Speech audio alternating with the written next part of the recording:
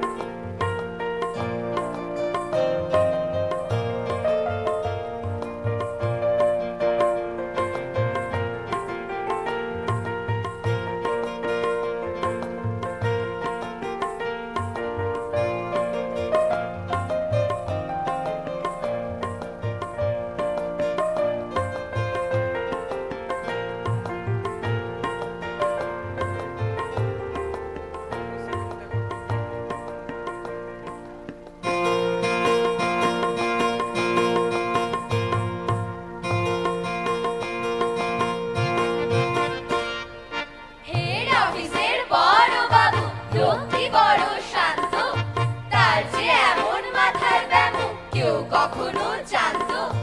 দিব্যি ছিলেন খোশ মেজাজে, চেয়ারখানি চেপে একলা বসে ঝিমঝিমিয়ে হঠাৎ গেলেন খেপে। আটকে উঠে হাত পা ছুড়ে শক্তি করে গোল, হঠাৎ বলেন গেলুম গেলুম, আমায় ধরে তোল। তাই শুনে কেউ বলতে ডাকে, কেউ বা হাঁকে পুলিশ, কেউ বা বলে কামড়ে দেবে, সাবধানেতে তুলিস। ব্যস্ত সবাই এদিক ওদিক করছে ঘোরাঘুরি, বাবু হাঁকে ওরে আমার গোফ গিয়েছে চুরি। গোফ হারানো আজব কথা, তাও কি হয় সত্যি? মুখ জোড়া তো তেমনি আছে, কমেনি এক রত্তি। সবাই তারে বুঝিয়ে বলে সামনে ধরে আয় না, মোটেও গোফ হয়নি চুরি, কখনো তা হয় না। রেগে আগুন তেড়ে বেগুন তেড়ে বলেন তিনি, কারো কথার ধার ধারি নেই, সব বেটাকেই চিনি। নোংরা ছাটা খ্যাংরা ঝাঁটা বিচ্ছিরি আর ময়লা, এমন গোফ তো রাখতো জানি শ্যাম বাবুদের গয়লা। এই গোফ যদি আমার বলিস, করবো তোদের জবাই। এই না বলে জরিমানা করলেন তিনি সবাই। ভীষণ রেগে ভীষণ খেয়ে দিলেন লিখে খাতায়, কাউকে বেশি লাই দিতে নেই, সবাই চড়ে মাথায়। অফিসের এই বাদরগুলো মাথায় খালি গোবর, গোফ চোরা যে কোথায় গেল কেউ রাখে না খবর। ইচ্ছে করে এই বেটাদের গোফ ধরে খুব নাচি, মুখগুলোর মুন্ডু ধরে কোদাল দিয়ে চাচি। গোফকে বলে তোমার আমার, গোফ কি কারো কেনা? গোফের আমি, গোফের তুমি, তাই দিয়ে যাই চেনা। হেড অফিসের বড় বাবু লোকটি বড় শান্ত, তার যে এমন মাথার ব্যামো কেউ কখনো জানতো। তার যে এমন মাথার ব্যামো কেউ কখনো জানতো, কেউ কখনো জানতো।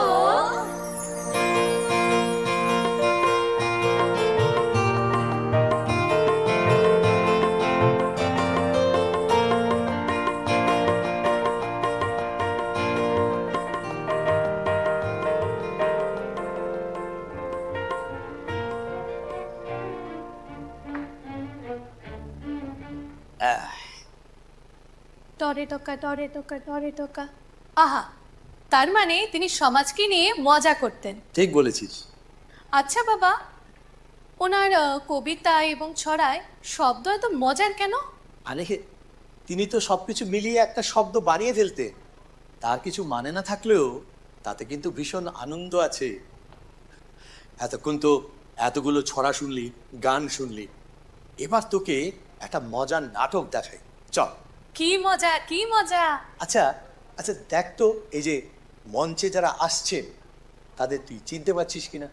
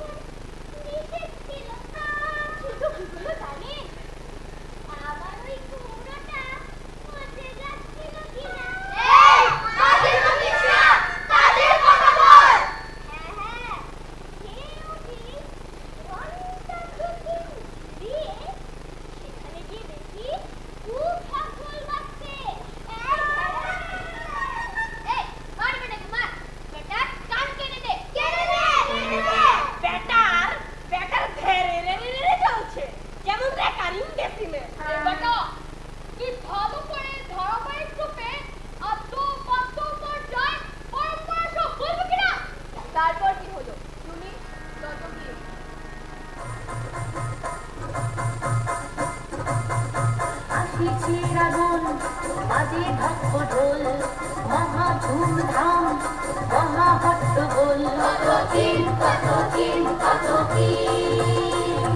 শঙ্খ হুলাহুলি সানাই নিশান করতাল ঝংকার অস্ত্রের ঝরণ লাখো লাখো সৈন্য দলে সাথে সাথে উড়িছে পতাকা সমুখে পশ্চাতে বীর দর্পে সবে করে কোলাহল মহা আস্ফালনে কাঁপে ধরাতল তাহাদের রুদ্র দাপটের চোটে ভয় প্রাণ উড়তিলে চমকে ওঠে আজি দুর্দিনেতে নাহি কারো রক্ষা বলে বলে সবে পাবে আজি কথা বলিস তুমি রাবণকে দেখেছো এখান থেকে কত দূর?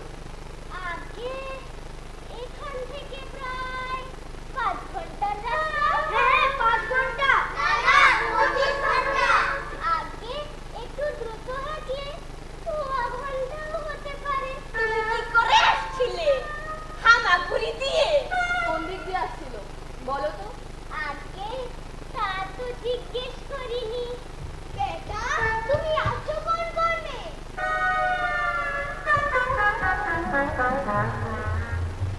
তাড়াতাড়ি আসছিল না আস্তে আস্তে? আগে তাড়াতাড়ি না আস্তে আস্তে। আগে সেটা ঠিক ঠাউর করে দেখিনি। এটা কোথাকার অবদান ধরে দে ওটাকে তাড়িয়ে দে তাড়িয়ে দে তাড়িয়ে দে। মর্জি মশাই একটা কথা শুনুন। কানে কানে বলবো। এই বন মানুষ কোথাকার বাড়িতে মারি গন্ধ যা শুনবো না। বেটা হাসছিস কেন রে বেয়াদব? ওরে কে কোথা আছিস? আমার গোদাটা নিয়ে আয় তো। কোথায় আমার গোদা? রাবণকে ঠেকাবো।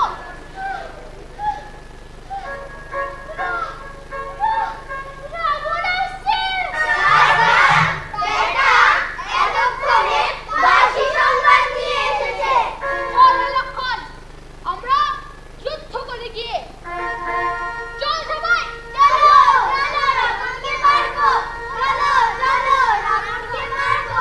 চলো চলো রাবণকে মারবো। চলো চলো রাবণকে মারবো। চলো চলো রাবণকে মারবো।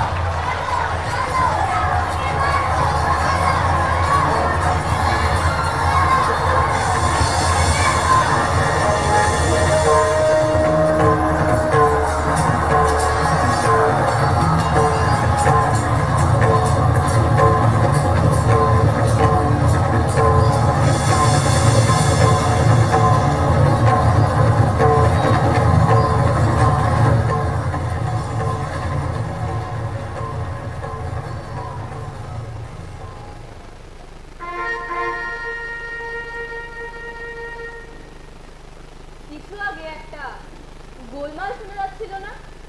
বোধহয় কোথাও যুদ্ধ বেঁধে থাকবে। তা হবে।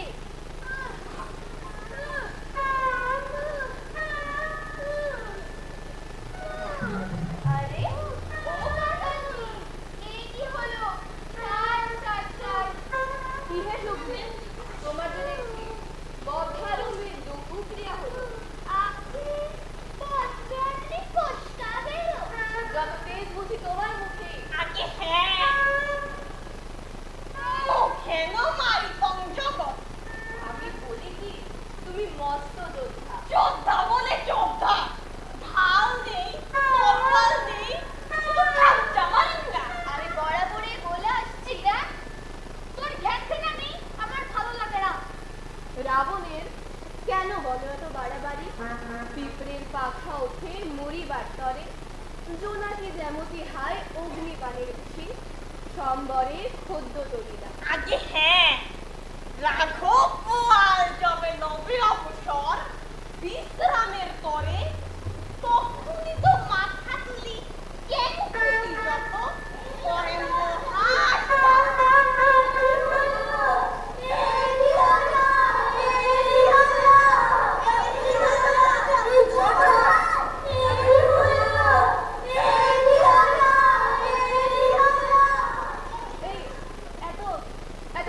কিসের হে? রাবণ রাবণের দিকে আসছে না তো? হ্যাঁ, রাবণ আসছে। আমার আমার ব্যাগটা কোথায়? আমার ছাতাটা? এই তোর গায়ে জোর আছে, আমার কাঁধে দিতে পারবি?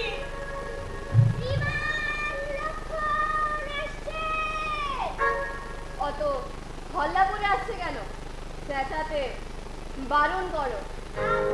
তিনি আসছেন ঠিক নয়, তবে হ্যাঁ একরকম আসছেনই বটে, মানে তাকে নিয়ে আসছে। এই এই লোকটার কাজ মনে দাঁড়িয়ে না তো, বেটা গ্যাস পাকাবার আর জায়গা পায়নি।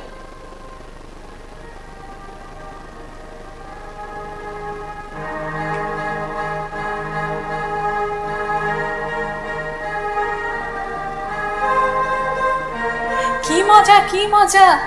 বাবা, আমি আজ থেকে আরো একবার সুকুমার রায় পড়ব, তাকে আরো জানতে চেষ্টা করব। নিশ্চয়ই জানবে।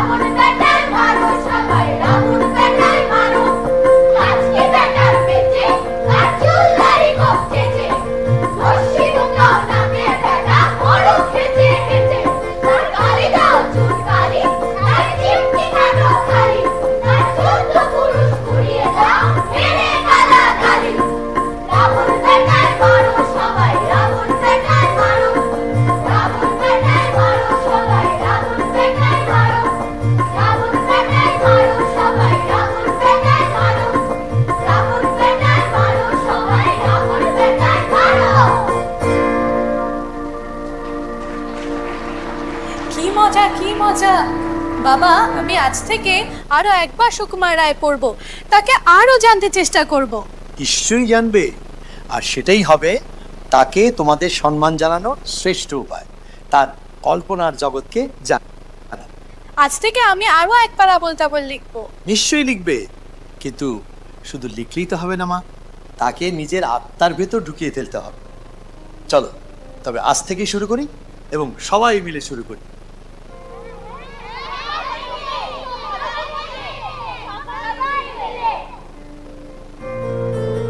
সময় বদলেছে, মুদ্রণ যন্ত্র থেকে এখন আমরা স্মার্টফোনের যুগে।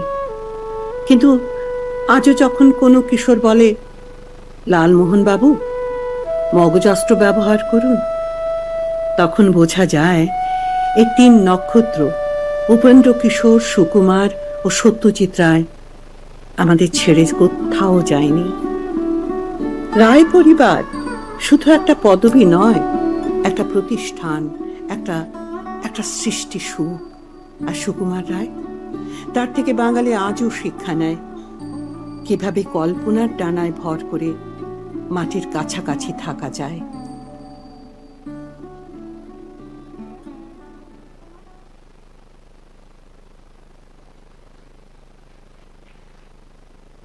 আপনারা এতক্ষণ যারা আমাদের সঙ্গে ছিলেন, আপনাদের কাছে বিনম্র অনুরোধ, আমাদের সঙ্গে আর কয়েক মিনিট থাকবেন। যিনি আমাদের সম্মানিত অতিথি শুরুর দিকে আসতে পারেননি ব্যক্তিগত কারণে, সমস্ত ওনার ব্যক্তিগত কাজ এবং সমস্যা উপেক্ষা করে আমাদের মধ্যে এসে পৌঁছেছেন। আমরা বিনম্রভাবে অনুরোধ করব এমবিবি ইউনিভার্সিটির মাননীয় উপাচার্য অধ্যাপক বিভাস দেব মহোদয়, আপনাকে আমরা একটিবার মঞ্চে চাই, অনুগ্রহ করে আসবেন। আমি আবারও করজোড়ে আপনাদের কাছে অনুরোধ করছি, আর মাত্র কয়েক মুহূর্ত আমাদের সঙ্গে থাকুন। অপেক্ষা রয়ে গেছে জানার কারা এই সম্পূর্ণ অনুষ্ঠানটি উপস্থাপনাটি করলেন আপনাদের সামনে, কারা ছিলেন এর পেছনে কারিগর।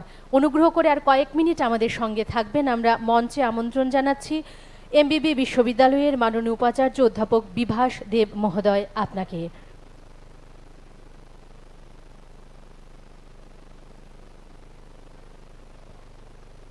আমরা তাকে হিরণময় চক্রবর্তী মেমোরিয়াল ফাউন্ডেশনের পক্ষে উত্তরীয় শুভেচ্ছা স্মারক এবং পুষ্প শুভেচ্ছায় বরণ করে নিচ্ছি।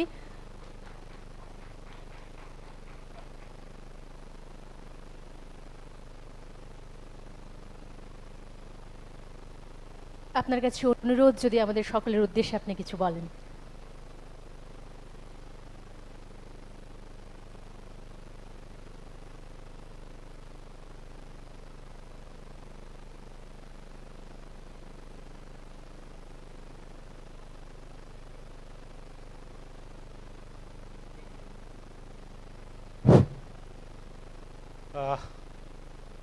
অনুষ্ঠানের একদম শেষ মুহূর্তে আমরা, তো আমার নিজস্ব কিছু কাজের জন্য আমি শুরুতে এই অনুষ্ঠানের, এই মহতী অনুষ্ঠানের প্রারম্ভে আমি থাকতে পারিনি, তার জন্য আমি দুঃখ প্রকাশ করছি। থাকলে হয়তো আর একটু ভালো লাগতো। যতটুকু পেয়েছি অনেক কিছু পেয়েছি। তো যাই হোক, এখানে এই অনুষ্ঠানের আয়োজক ডক্টর সুমন্ত চক্রবর্তী উপস্থিত আছেন। এখানে শ্রী সুভাষিস তলাপাত্র, মাননীয় অবসরপ্রাপ্ত প্রধান বিচারপতি ওড়িশা হাইকোর্ট, অধ্যাপক মিহির দেব, বিশিষ্ট কবি এবং প্রাবন্ধিক, শ্রী বিমলেন্দু চক্রবর্তী, বিশিষ্ট শিশু সাহিত্যিক, এবং আমন্ত্রিত অতিথিরা। আমি এই অনুষ্ঠানে থাকতে পেরে নিজেকে ধন্য মনে করছি। সুমন্তবাবু আমার ইউনিভার্সিটির রেজিস্ট্রার মশাই, উনি অনেক দিন আগেই আমাকে বলেছিলেন। যাই হোক, আমি আজকে থাকতে পেরে ভীষণ ভালো লাগছে। প্রথমত আমি খুব একটা কিছু বলার এখন সময় নয়, কারণ অনুষ্ঠানের শেষ প্রান্তে এসেছি। কচিকাচারা এত সুন্দরভাবে এরকম একটা অনুষ্ঠান উপহার করলো আমাদেরকে, আমরা রিয়েলি খুব ধন্য মনে করছি নিজেদেরকে।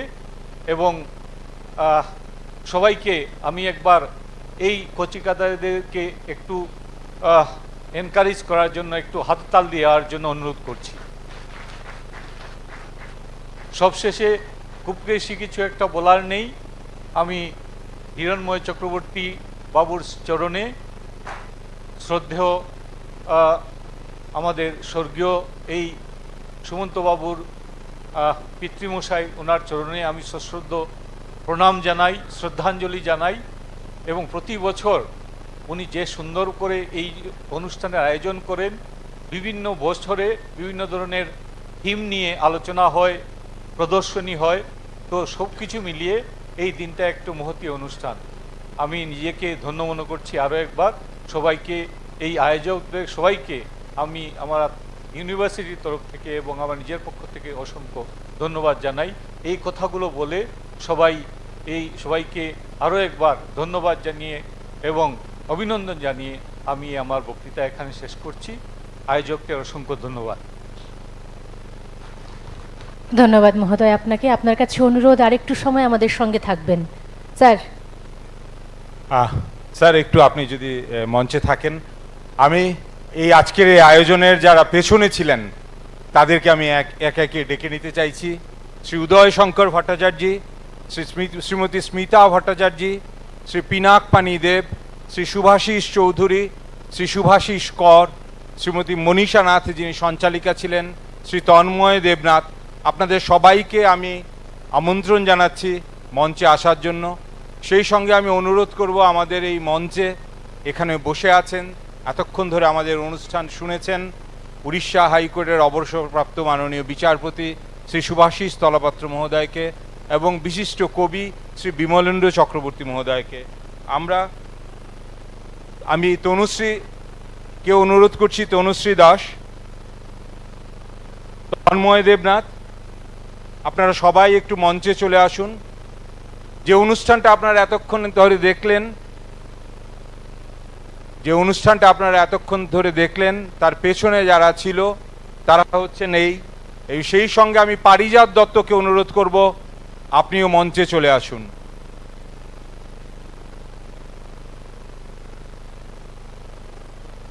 আপনাদের সাহচর্যেই আজকে এই অনুষ্ঠান। আমি শ্রী শুভাশিস তলাপাত্র মহোদয় এবং শ্রী বিমলেন্দ্র চক্রবর্তীর কাছে অনুরোধ করব একটু মঞ্চে আসার জন্য, একটা ছবি হয়ে যাক আপনাদের সঙ্গে। আমি অনুরোধ করছি ইন্দ্রাক্ষী পোদ্দারকে মঞ্চে আসার জন্য। সেই সঙ্গে অনুরোধ করছি পীযূষ কান্তি রায়, আপনাকে মঞ্চে আসার জন্য। আপনারা সবাই মঞ্চে আসুন। তন্ময় দেবনাথ, পুরো যে নাটকটা আপনারা দেখলেন লক্ষণের শক্তিশাল, সেটা তন্ময়ের মস্তিষ্ক প্রসূত।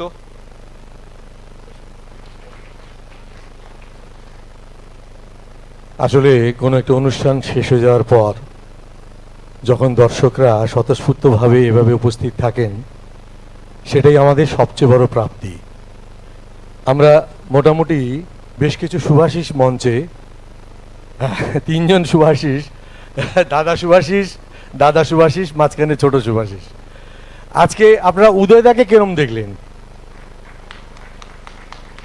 উদয়দা অনেক কষ্ট করে লোকটাকে রাজি করানো হয়েছে এই কাজটির জন্য, কিন্তু আমার মনে হয় আজকে সুকুমার রায় এই পর্বে অসাধারণ সংযোজন ছিল। আর হাততালিটা জোরে হবে। জাস্ট একটি কথা বলবো, আজকে যেটা দেখলেন সেটা দলগত সংহতি। আমরা সবাই মিলেই পেরেছি, আমরা সবাই মিলে করেছি। ধন্যবাদ সবাইকে।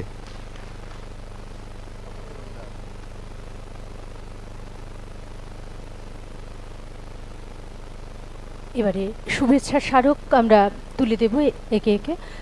প্রথমেই শ্রদ্ধেয় শুভাশিস তলাপাত্র স্যার, আপনার কাছে অনুরোধ করব, আপনি শ্রদ্ধেয় উদয় শঙ্কর চক্রবর্তী মহোদয় এবং পারিজাত দত্ত মহোদয় আপনার কাছে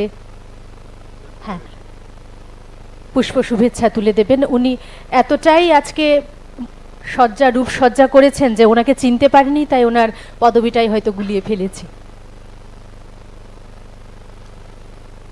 আচ্ছা, একটু করতালি হোক।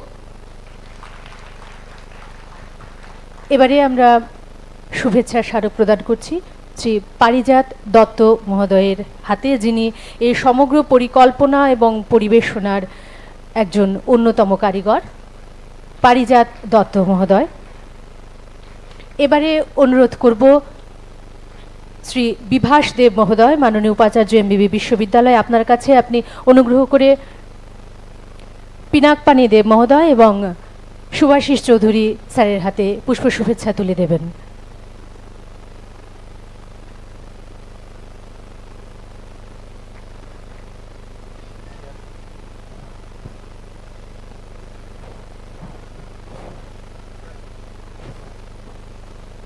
এবারে শুভেচ্ছা স্মারক প্রদান করা হবে ইন্দ্রাক্ষী পোদ্দার, যে মেয়েটি আজকের কেন্দ্রীয় চরিত্রে ছিল বলা যায়, যার জন্য আমরা সুকুমার রায়কে জানতে পেরেছি, ইন্দ্রাক্ষী পোদ্দারকে।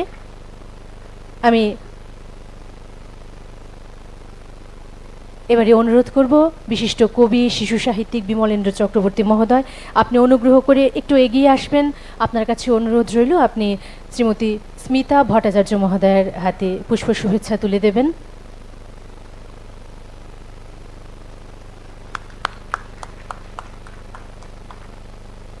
এবারে আমরা পুষ্প শুভেচ্ছা তুলে দিতে চাই শ্রীমতী তনুশ্রী দাস, যার ক্রিয়েশনের ছাত্রীরা আজকে অনুষ্ঠানে নৃত্য পরিবেশনায় ছিল, নৃত্য সংযোজনায় ছিল।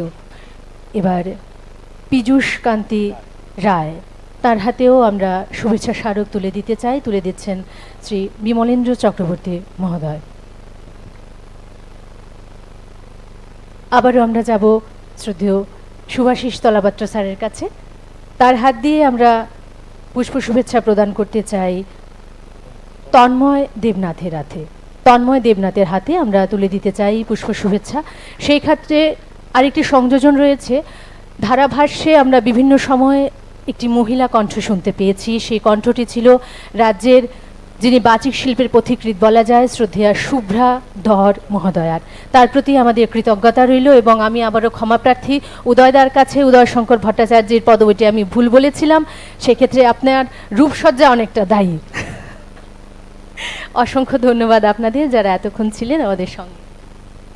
আমি এবার আমাদের মাননীয় উপাচার্য অধ্যাপক বিভাস দেব মহোদয়কে অনুরোধ করব এই অনুষ্ঠানের মূল কাণ্ডারি, অন্যতম মূল কাণ্ডারি আমার দাদা শ্রী সুভাষিস করের হাতে শুভেচ্ছা সুরক্ষা করে যান।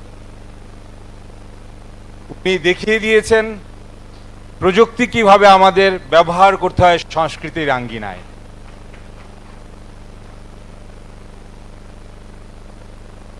আমি অনুরোধ করছি আমাদের উপাচার্য মহোদয়কে, আজকের এই অনুষ্ঠানের যিনি সঞ্চালিকা ছিলেন, এতক্ষণ ধরে যার কথা আপনারা শুনেছেন, তার হাতে স্মারক তুলে দেওয়ার জন্য মনীষা নাথ।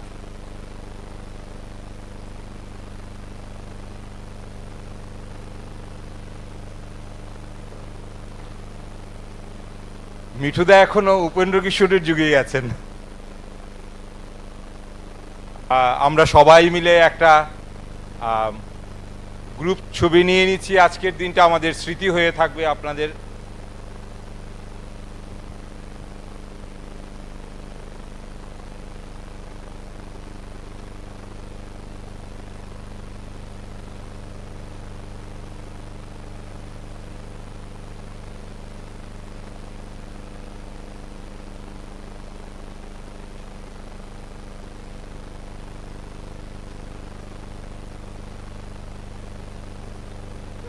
আপনাদের সবাইকে অসংখ্য অসংখ্য ধন্যবাদ। নমস্কার, শুভরাত্রি।